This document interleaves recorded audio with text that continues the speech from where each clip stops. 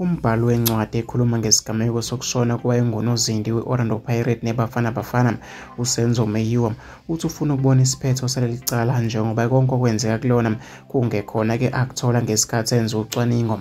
uSoweto Mandlanza ongumbhali-ke walencwadi uthi noma ngeke abize amagama abantu okubonakala bekhuluma okungekho kuleli cala, kodwa-ke into-ke engekho le eyenzeka-ke kulona.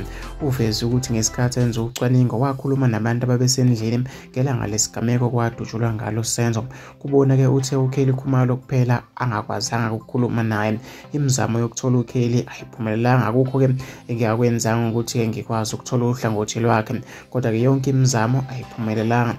Okungenxa ukuthi okwenzeka enkantolo into-ke engafani nhlobo nencazelo engayithola njengoba-ke ngibhalile encwadini, akekho umuntu-ke owangena endlini ezobamba-ke inkunzi kubo kaKelly, noma-ke ngingeke ngime ngokuthi ubani owade ukubula, kodwa-ke engakutshelwa ukuthi-ke indodana kaChiko uLongethwala wafika-ke ethukuthele kakhulu ngalolu suku kubo-ke kaKelly. Ngokusho kwabesendlini ukufika kwakhe kwashubisa isimo kwangathi-ke kungene-ke ingelosi yokufa, kusho-ke uSoweto.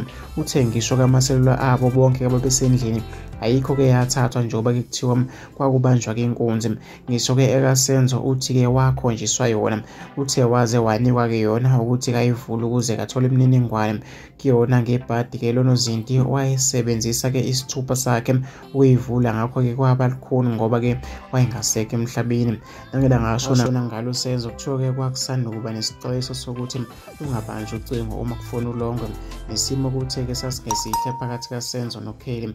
Amaselula abantu-ke ababesendlini uthe nawo athathwa ngamaphoyisa abuyiswa-ke emva kwezinsuku ezine. Uveze ukuthi kukhona omunye umuntu ohlonishwayo wakhuluma naye emtshela ukuthi-ke akukho-ke izigebengu ezazibamba inkunzi kubo-ke kaKelly ngelanga-ke lesigameko.